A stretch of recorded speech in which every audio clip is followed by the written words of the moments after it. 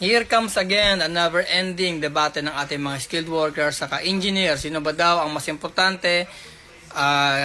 Theory ba or experience? Obviously, they are both equally important.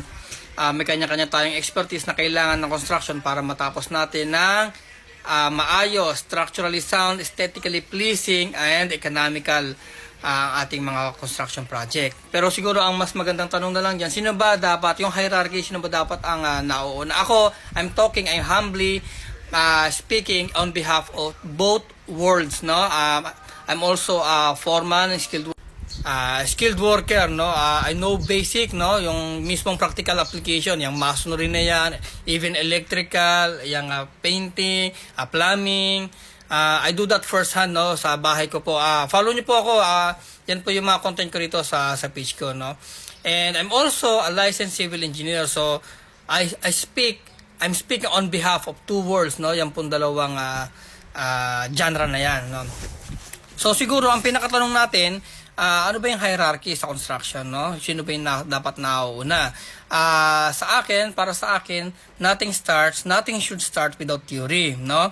Pero sa experience naman, no, lahat, I think tayo nagsimula ng walang experience from ground zero. No? Kahit po kami mga engineer from ground zero, then nag-aral lang po kami para magkaroon ng experience. Then ganoon din ating mga malulupit na skilled worker. And then nag-trial and error tayo, and then nag-improve, and then here comes the experience. Kaya tayo tinawag na experience with past tense with capital D, no?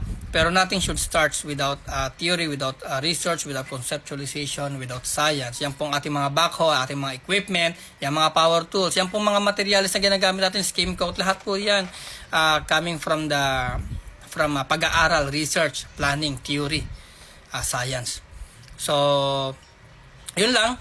Siguro nauuna ang theory, and then here comes din yung ating mga execution, yung ating mga experienced people para ma-execute yung mismong ating plano. Gabalik pa rin tayo sa plano, sa theory, no? Kasi yun pa rin ating mga basis. Yun pa rin ating reference. So, yun lang po.